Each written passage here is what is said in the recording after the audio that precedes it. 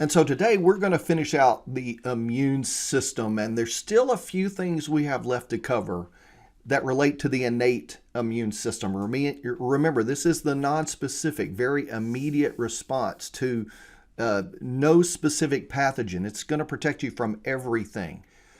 And in this particular instance, we're going to talk about how inflammation is part of the innate immune system. And often we don't think that inflammation is a really good thing. We think of it as being a bad thing, sort of like a fever or a runny nose.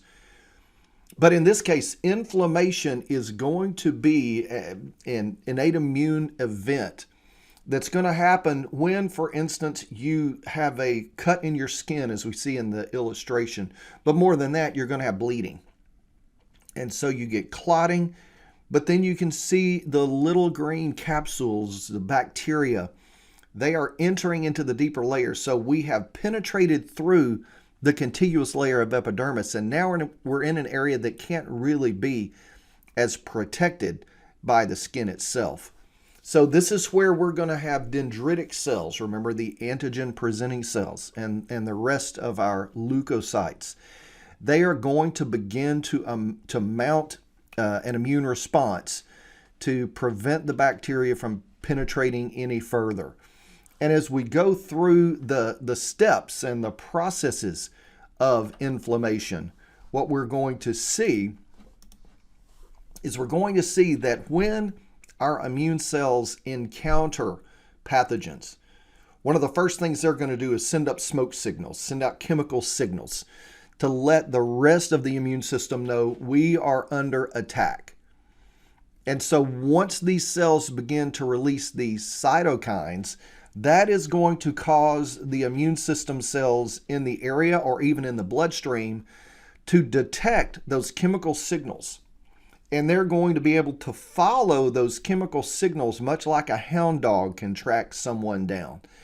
And they're going to follow that gradient, that concentration gradient of these chemokines.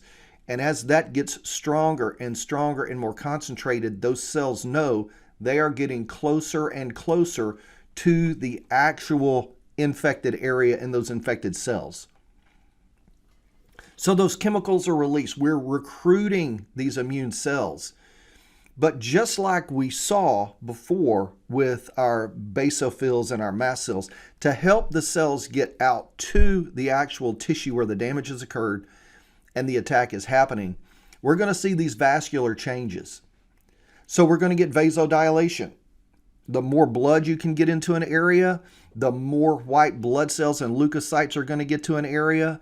And so we're bringing in more of the fighters.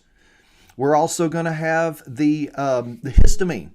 That again is going to make our capillaries leaky. They're going to be more permeable. And then we're also going to start the process of helping these cells that are flowing through the bloodstream, and they're flowing pretty quickly. We're going to help these molecules be able to slow down and stop so that they can undergo diapedesis to get out to the infected area itself. And so what we're going to see in this process as we recruit these leukocytes through these other means, we're going to go through some of these steps.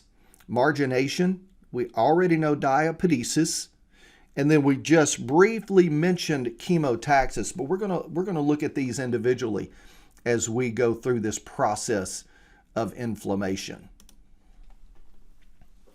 So as I mentioned, when cells are flowing through the capillary, and you can see that at the bottom of the screen, the blood is moving fairly quickly. And it's going to be hard for you to hang on to anything. You're running so fast. So what's first going to happen when these signals are detected by our leukocytes, these white blood cells are going to begin to express and display these proteins on their cell surface called cell adhesion molecules. Now, you can think of these cell adhesion molecules, or CAMs, as the brakes with which these leukocytes are going to begin to slow down. And as these CAMs are displayed on the surface, they're going to interact with receptors on the endothelial cell surface. And that connection is going to cause them first to start rolling, and then they're eventually going to stop. And once the leukocytes stop at an area of that capillary, that's when diapedesis is going to occur, and you can see that in the middle of our illustration.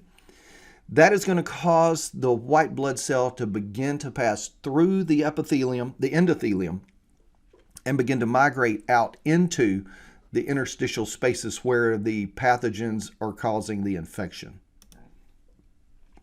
Now, we've already mentioned chemotaxis, how these chemical signals, and you can see how these chemical signals and the grading is happening. It's going to be highest at the infected site, and it's going to get lower in concentration as you move away. So these chemical receptors on the leukocytes are going to hone in on getting that stronger and stronger concentration, and that's going to attract them directly to the area of the infection, and that's how more and more of these cells can get there to fight the infection.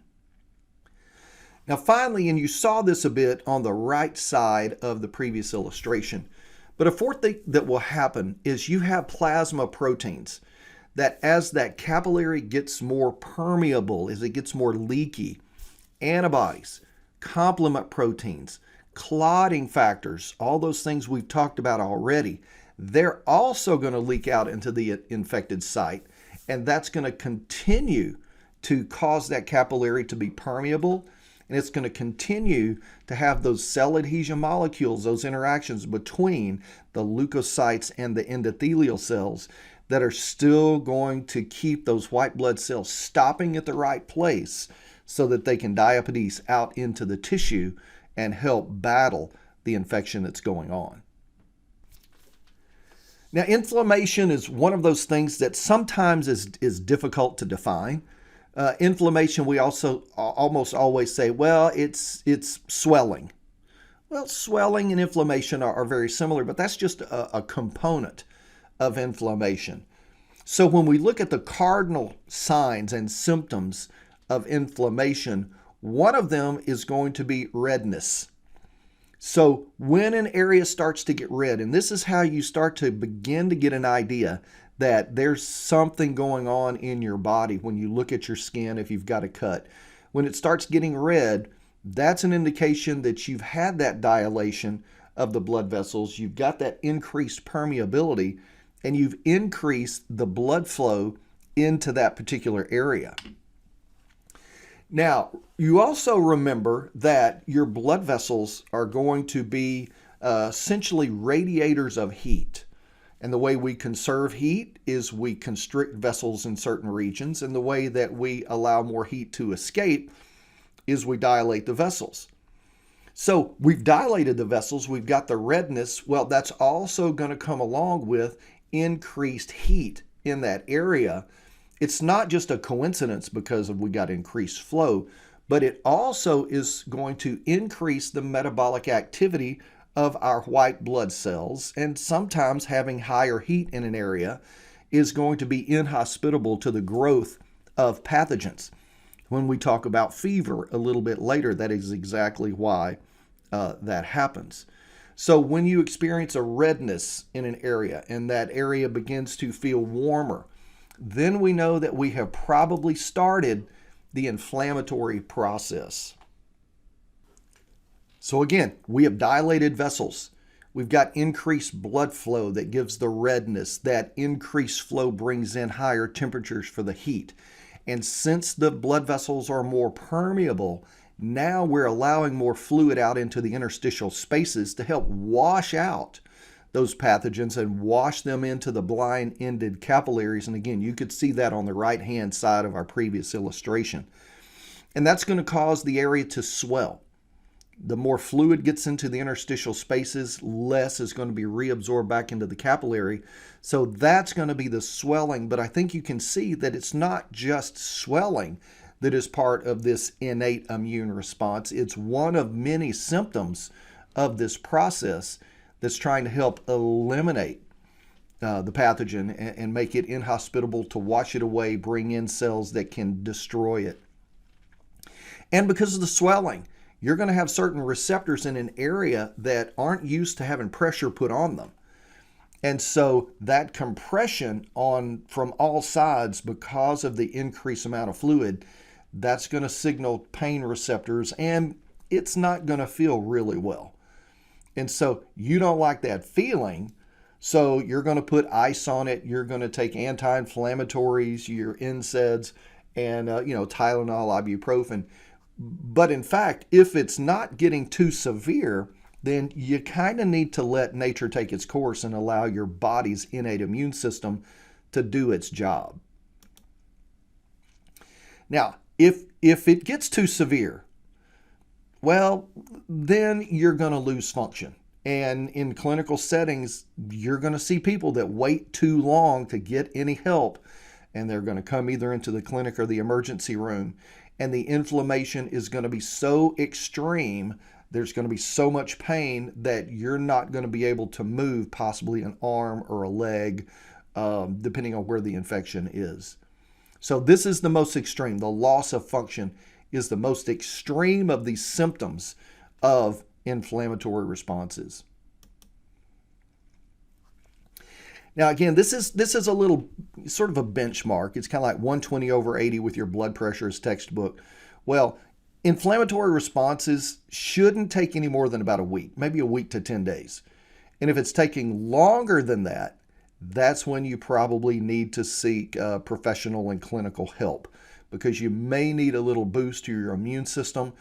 Depending on what the infectious pathogen is, your body may not be fighting it off as well.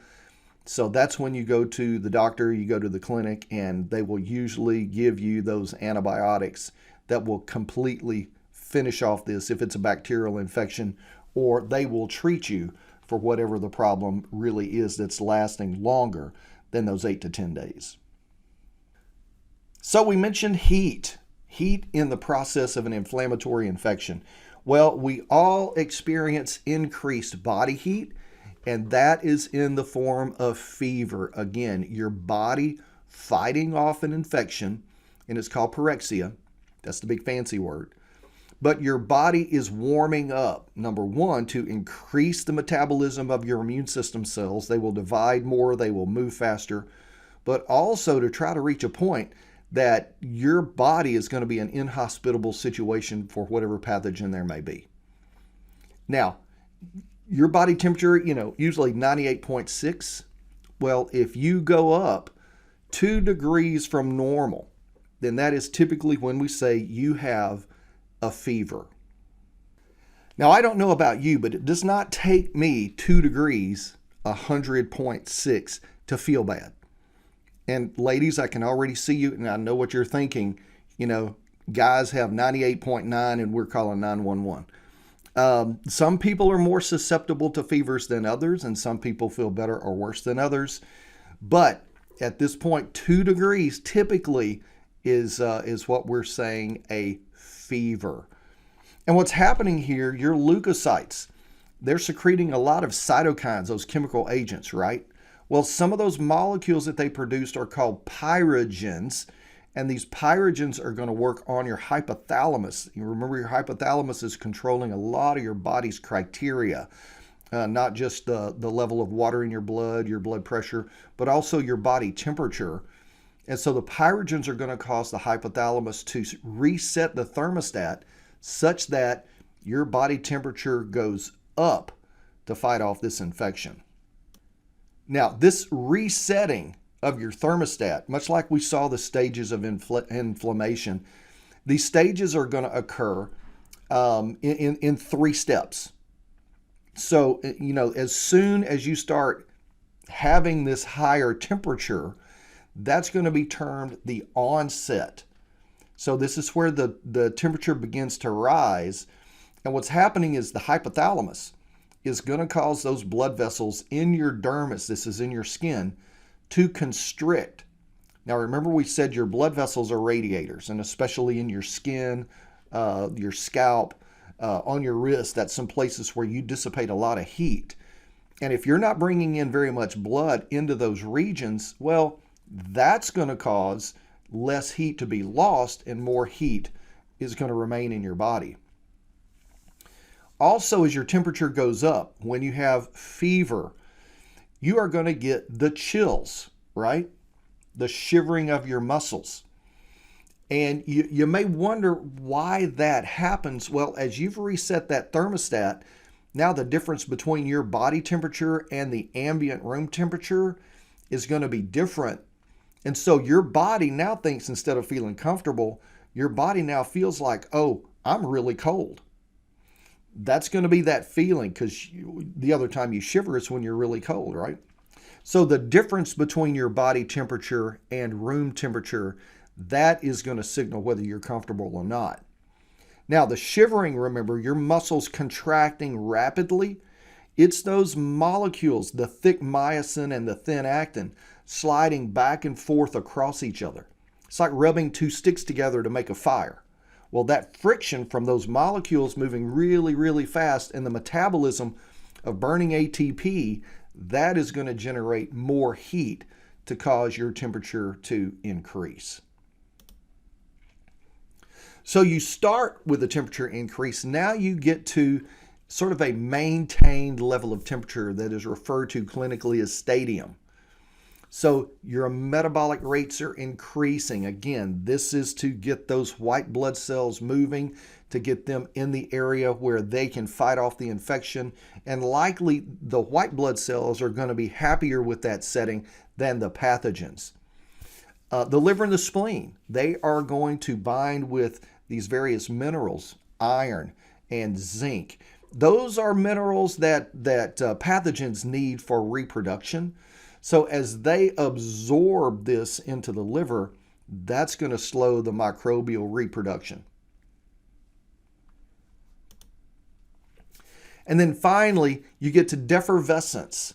A big fancy word. This means your temperature returns to normal. And hopefully it does that sooner than later. A lot of times you feel like, oh, my fever has broken. Have you ever said that? You may be shivering and have on long sleeve shirts and sweatpants, and you're under 3 blankets and you still feel cold. But then when your fever breaks and now your body temperature goes down, but ambient temperature stays high, well, now you feel hot and you start to sweat. And that's usually how you know defervescence has occurred, when your fever actually breaks. Now, we've talked about this a bit, so we're just kind of reiterating here. What are the benefits of having a fever? Well, it's going to inhibit bacteria and viruses and pathogens, their ability to reproduce, but it's going to increase the metabolism and the reproduction of your white blood cells, part of the innate immune system. And it's also going to increase the activity of your other leukocytes, your B lymphocytes and your T lymphocytes and the helper Ts. They're all going to be involved in this. So that's going to increase the good guys and hopefully inhibit and slow down the bad guys. Plus, with fever, you're going to accelerate tissue repair. The cells that do that are going to be your fibroblasts, repairing the connective tissue. Your epithelium, in the case of our skin, they're going to more rapidly undergo mitosis to regrow. You're going to increase your cell adhesion molecule. All right, that's going to help continue to get those white blood cells into that area. And typically, what you hear is when you have a low fever, this is nature's way of trying to heal you. So leave it untreated. I don't think I follow that rule very closely. I don't know about you. I do not like having fever, and I don't like feeling bad. So basically, at what point do you need to treat the fever? Well, when you get to a point where you're above 100 degrees, you've got fever. Now, in children, and I'm not exactly sure why this is the case, but parents, you all know you're going to pick up your baby or your infant at some point, and they are going to be hot to the touch. It's like that kid on The Incredibles. I forget the little baby's name that bursts into flames, But they feel so hot, you're going to panic. And you'll call the docs and say, oh, doc, they got 103. Well, give them ibuprofen and Tylenol and just watch it. You don't understand that when you're just a lay person and you have your most precious baby, but they can tolerate higher temperatures than adults can. So if we're just hovering around that mark with 100, 103, that's probably when I'm going to start treating it personally. 103 in a child, 100 adult. I'm going to start taking some low dose medicines to try to get that temperature down. Now, if it gets too high, notice what we're going to do. We're going to start to denature proteins. You remember denature and unfold proteins? Remember our egg, we talked about our egg white. Well, when you first crack it, it's clear. But when you cook it and heat it, that albumin in the egg white unfolds, it gets all tangled up and it becomes opaque. You don't want your proteins denaturing. Because if your proteins start to denature, which is going to really begin to happen as you get to 105 and 106 degrees Fahrenheit, this is where you're going to destroy brain cells permanently. Your brain cells don't reproduce.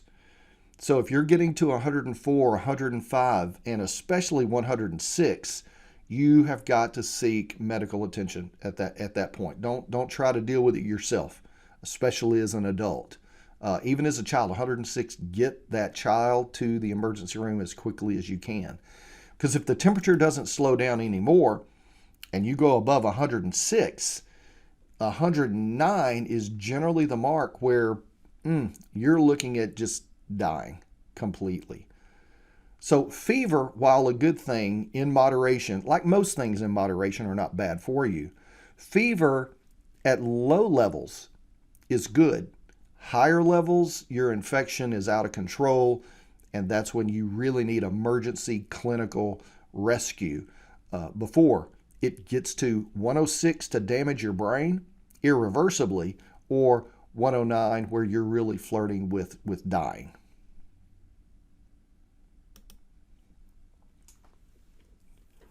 So we finally made it. You didn't realize there was that much to the innate immune system, did you?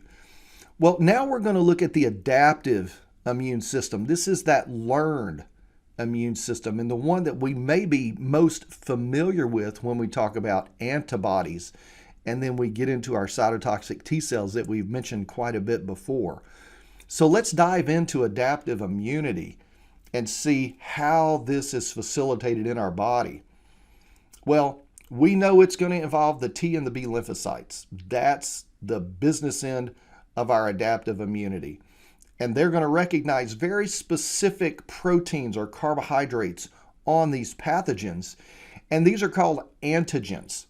Now, antigen comes from the word antibody generating substance. Now, certainly for the B lymphocyte lineage, they're going to produce antibodies, but the T lymphocytes, while they don't produce antibodies, they're still going to recognize these very specific proteins or carbohydrates that cause them to be activated. So what are some examples of antigens that can activate the adaptive immune system? Well, viruses we know aren't living, and they have either DNA or RNA, but they have protein capsid, I think within the envelope around the virus itself. Some of those proteins, the spike proteins, you remember, for COVID, where we developed the vaccine, that's an example. The cell wall of bacteria, fungi, those particular proteins and carbohydrates. Bacteria often secrete toxins which are foreign to our body. That's going to be something that can act as an antigen to stimulate the activity of the adaptive immune system. And in some cases, tumor cells. Now, it would be great if every tumor cell that could be created in your body was recognized by the T and B lymphocytes, but that's not always the case, because often tumor cells in your body are just normal cells that just have lost the ability to stop dividing. They no longer have those checkpoints and the ability to stop mitosis and the cell cycle. Those, unfortunately, are very, very difficult to detect early and very difficult to treat once they spread. So now we're going to take a close look into our lymphocytes. And like most cells in our body, there's going to be a lot of protein and carbohydrate receptors that are displayed on the cell surface. And within these, we are particularly going to be interested in a receptor complex that is going to be able to recognize one very specific antigen and respond to that one very specific antigen that basically is like the tag for one specific pathogen. And now that cell can respond to that one specific pathogen. So as we look on our T cells, and we can see our helper T lymphocyte on the left, our natural killer or cytotoxic T cell on the right in the upper image, you can see the TCR, the T cell receptor. And down below for our B lymphocyte, this is going to be the B cell receptor. And if you think it looks a little bit like an antibody, you're exactly right. The antibody that particular lineage of B lymphocytes will make are the receptor on the surface. That makes sense, right? Because if you recognize that antigen, then you should be able to make a ton of antibodies to that one particular antigen. But I also want you to notice in the upper picture, you see there's the TCR, but you see these CD molecules associated with that T cell receptor. That T cell receptor looks like a little funnel, a cup, and it's going to bind to an antigen. But it's not going to be the antigen that it has bound itself. Remember, T cells have to have an antigen presenting cell showing it to our T cells. That's simply where that antigen is going to be presented to our helper and our cytotoxic T cells. The CD molecules are going to be the linkage that's going to help the antigen presenting cells, or in some cases our normal cells, as they're going to have antigens on them as well, present these to our T cells in this complex of receptors.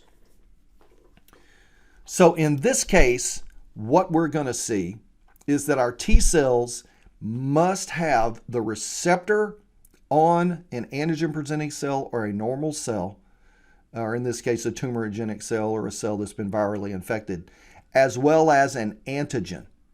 So there's going to be two things going on here. But notice B lymphocytes, they can make direct contact with an antigen. They don't have to be presented from an antigen presenting cell. They can simply encounter the antigen and start the process of responding and activating the B lymphocyte part, or the humoral immunity part of the adaptive immune system. So as we mentioned previously, in our illustration, the CD molecules, and you see they're somewhat color coordinated here, these are going to help with that linkage to other cells that are displaying antigens. And these are called co-receptors, these CD proteins. And these CD proteins are going to be very specific. Helper T lymphocytes have this co-receptor called the CD4 protein. And though helper T lymphocytes are often referred to as CD4 positive T cells. That's another way of saying helper T lymphocyte. Whereas our cytotoxic T cells, these are going to be CD8 positive T cells, and they're the cytotoxic or the natural killers. So these are going to help us match up the right cells and the right antigens with either our helper or our cytotoxic T lymphocyte, because those two cells are going to do vastly different things as far as activating the adaptive immune system, and in some cases, activating cells in the innate immune system.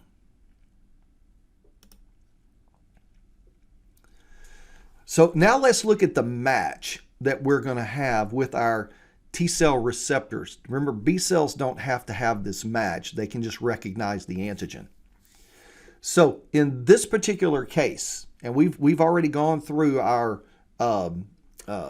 thymus and the screening that happens. Well, what's going to happen is once these T cells are out in the body and functional, this T cell receptor is going to recognize a major histocompatibility complex, an MHC, that's present on practically every cell in our body. And so this MHC is going to be displaying the antigen, but also they're going to be recognizing that CD protein either on the helper T or on the cytotoxic T cell. So the MHC class 1, or just MHC1, this is going to be present on every single cell except red blood cells. Red blood cells do not have the MHC. They're only going to be around 120 days tops anyway. So all cells have this MHC1. Even antigen presenting cells display an MHC1. The MHC2, this is only found on antigen presenting cells, so the monocyte lineage with the dendritic cells, the macrophages, dust cells, Kupffer cells, those are the only ones that are going to have the MHC2, major histocompatibility complex proteins.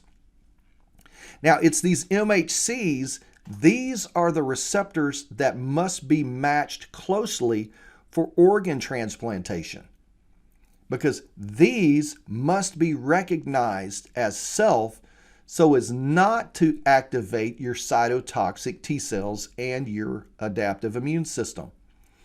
If you get a transplant from someone and these aren't a very close match, then just the tissue alone with the incompatible MHCs will then activate your adaptive immune system as foreign.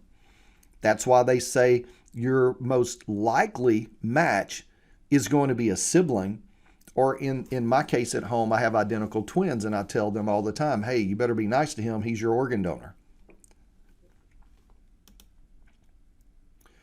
So when we look at how these major histocompatibility complex proteins and your T cells function together, we can see here that our CD4 positive helper T cells, they are going to bind to and be recognized by the major histocompatibility complex 2 receptor on antigen presenting cells.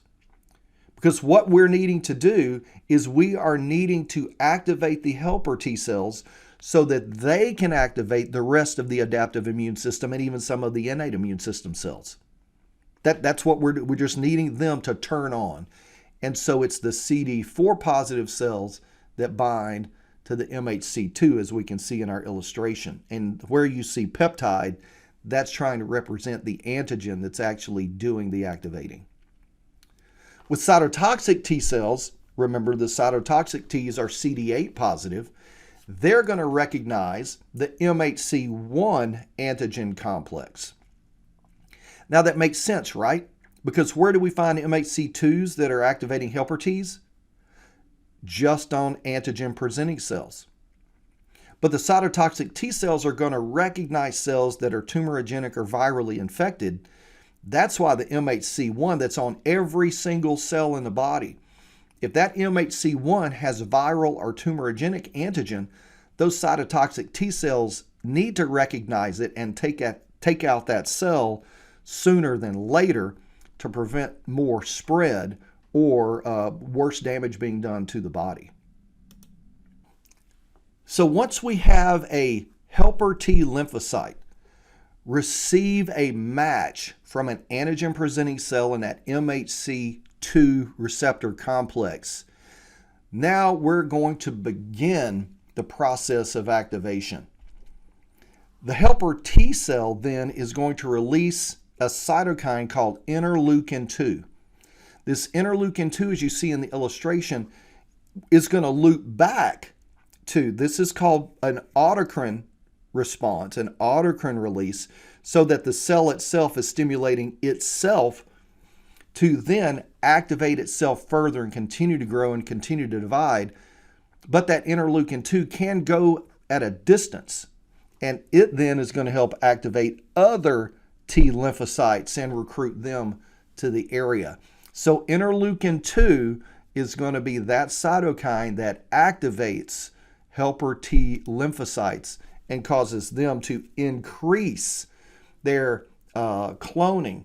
They're expanding and recruiting other cells. And once that cell's activated, it's going to undergo mitosis and make more and more and more exact copies of itself. And that's how we're going to really attack the pathogen that this antigen came from and try to knock it out as quickly as possible. Now, as we make, and this is going to sound like a positive feedback loop here, right? Because as we make more T lymphocytes, helper Ts, as we activate more, they're going to keep making more interleukin 2.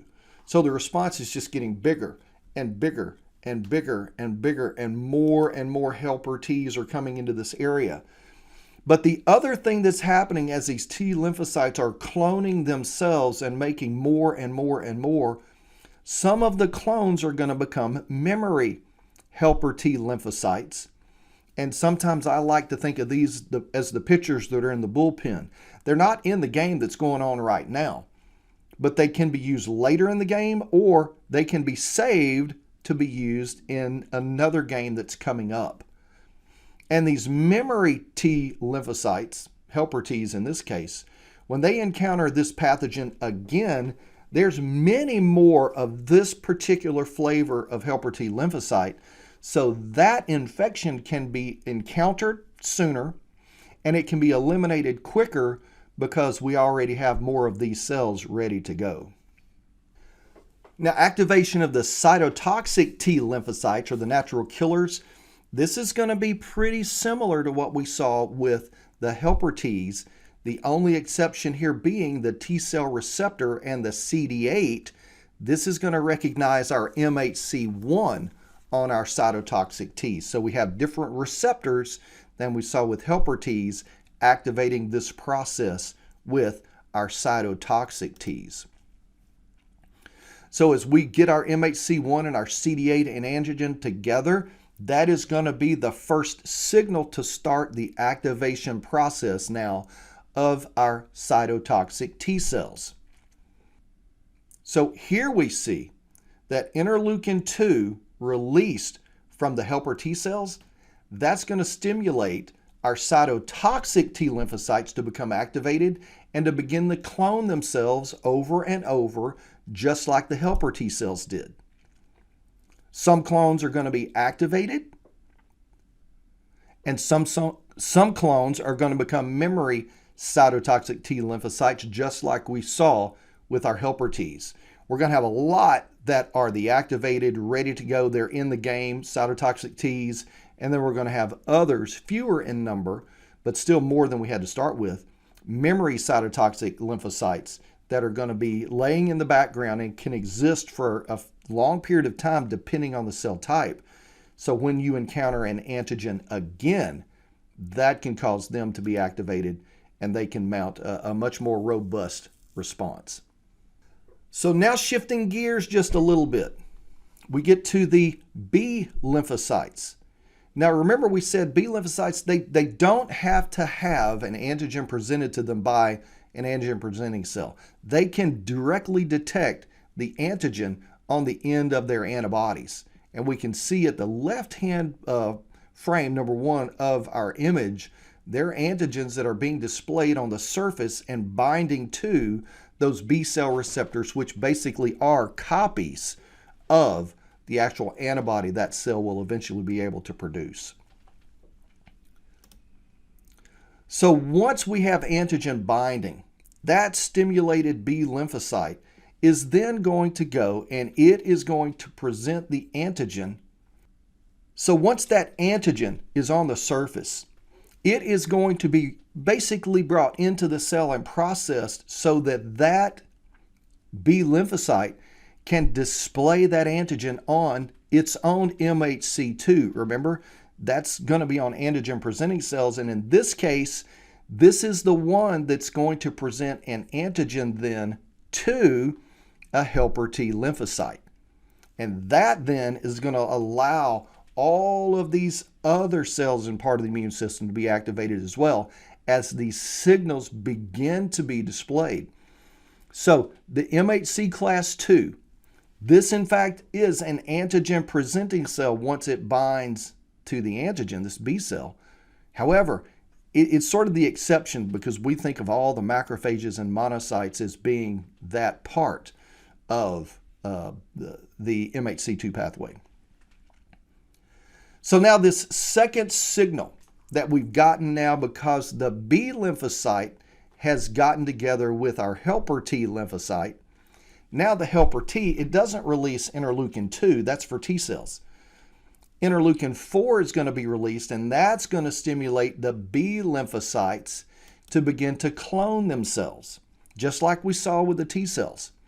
And these B lymphocytes are going to divide again and again and again and again. Most of the clones are going to become plasma cells. Now notice, the B cells aren't making and secreting antibodies yet in our illustration. Only plasma cells can produce antibodies, and you're going to see this in error in a lot of different textbooks and things you read. It's the antibodies then that are going to be free proteins in the plasma that can bind to these antigens and make just huge clumps of them to get them eliminated from the body. But just like the T lymphocytes, we're going to see that we also make memory B lymphocytes that can hang around for a very, very long time. People my age, back when we were young, we got vaccinated for smallpox. They stopped doing that a long time ago. But from the latest literature I've seen, even though I was vaccinated in the first grade, and I have memory B lymphocytes and memory T lymphocytes in my body, they are still ready to go all these years later. I wish I knew the expiration date on them, but I don't. So next, I want to talk about the actual structure of the antibody. Remember, this is that protein that gets flooded out into the plasma by our plasma cells. See the name that kind of goes together. And these antibodies can actually mark or tag pathogens, and that signals other immune cells to come in and get rid of them, eliminate them from the body. And antibodies are this Y-shaped molecule, and you can see they have a quaternary structure. They're built of more than one protein chain put together. In fact, there are 4 protein chains. 2 are called heavy chains, and you can see them as the legs and the inside part of the upper part of the Y. And the light chains on each one of the arms, and they're held together by these disulfide bonds between amino acids. And these chains and how they're put together will basically reveal the functional parts and the functional regions of any particular antibody. And so these regions are first the variable domain or variable region, and you can see that's going to be at the top part in sort of the darker orange, because this is going to be where you bind antigens. It's called variable because with our genetics, this is the region that your genetics are going to get shuffled and mutated and basically randomly assembled so that one B cell may not necessarily have the same antibody variable region as anybody else in the body. And by having so much random differences, hopefully you will have at least one B cell that's going to recognize any particular pathogen that might get into the body. Now, this variable region, as we said, this is where we're going to bind antigen. And when we bind antigen, this is going to do several different things. But first, antibodies can neutralize a pathogen. You can so coat a virus or a bacteria with so many antibodies, basically that pathogen loses its ability to infect the body further. It's just simply swarmed.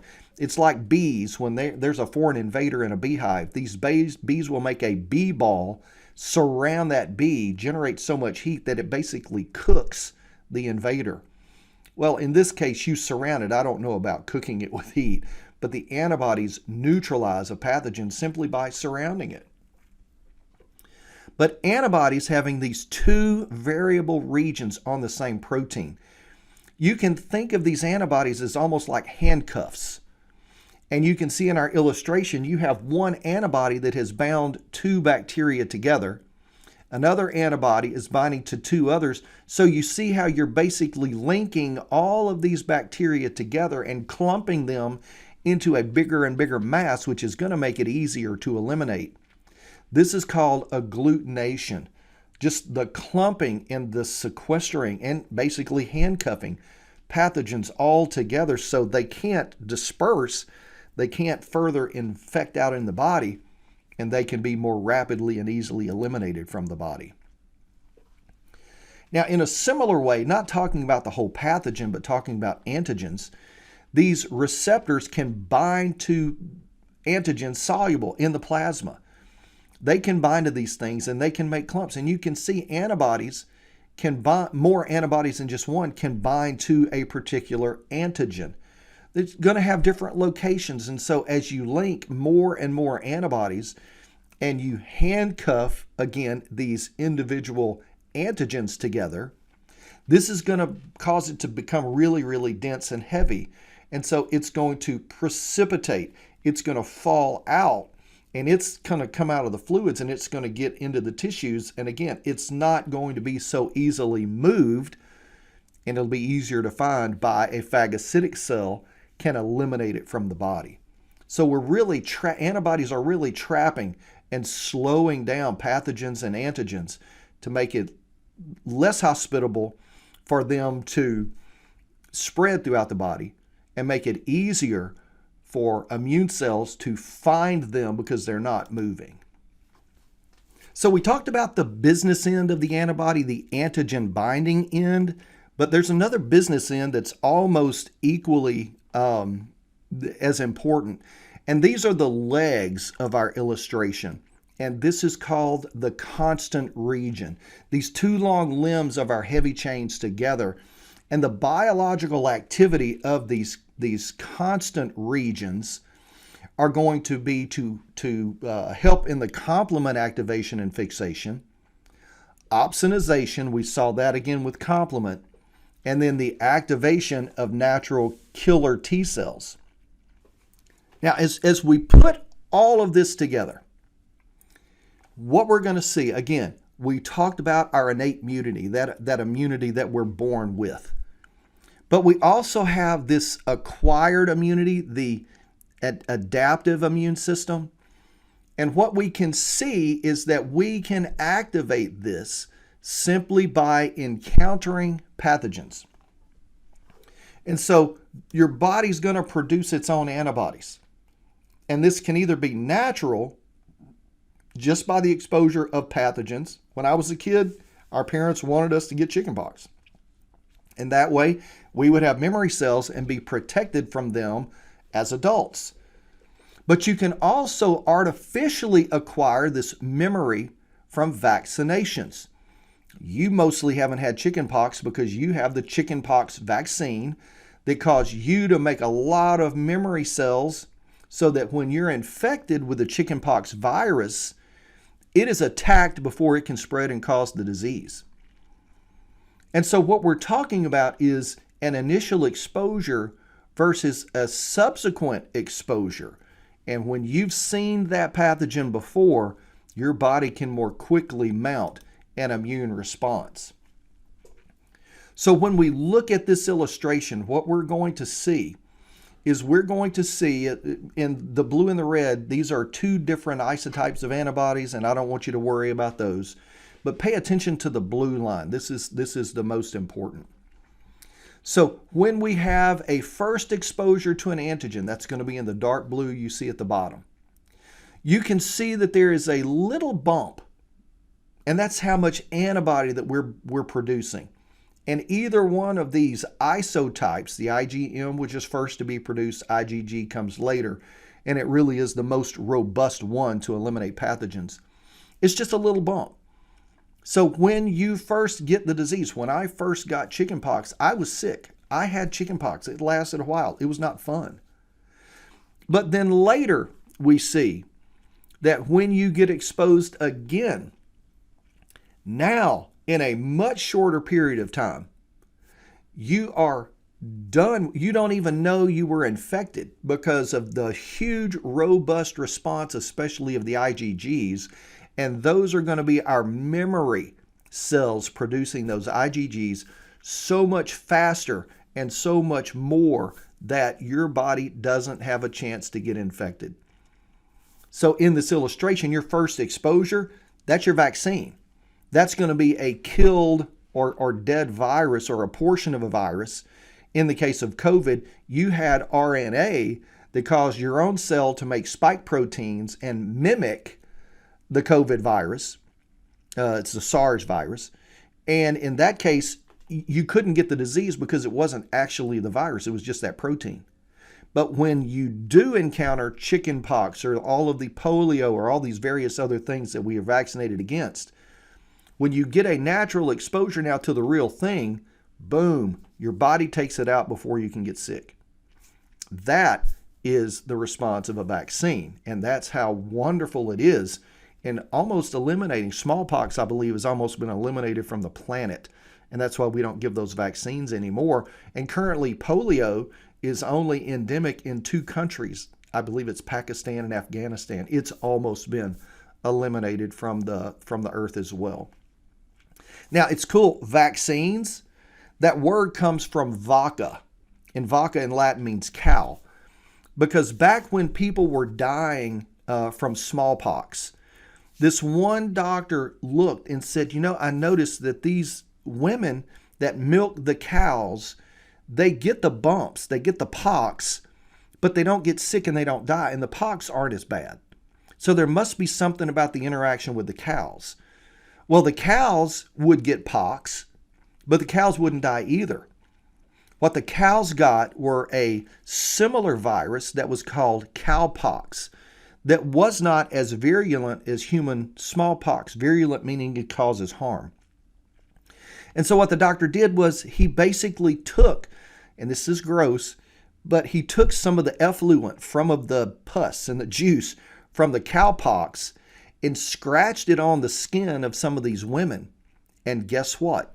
That was the very first vaccination, vacca, coming from cowpox to save us from smallpox. And that's where that term and that name came from. Now, other ways that you can receive immunity. So that's the actively acquired, either naturally or artificially with vaccines. But you can passively, meaning you are not making you don't have the cells with which to make more of a particular antibody, or you don't have the T cells that can mount a T cell response. And this is called passive acquisition. And as a baby, you received antibodies from your mom while you were in the womb. Antibodies can pass the placenta.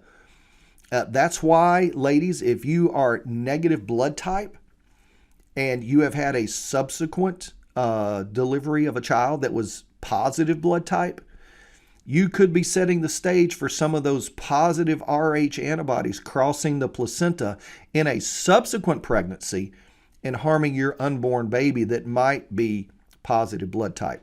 That's where the RhoGAM shot comes in. I think we talked about that already. But good antibodies can cross the placenta as well because the immune system of a newborn really isn't all that robust yet, and they have not been exposed to many pathogens, so their adaptive immune system is really zero as well.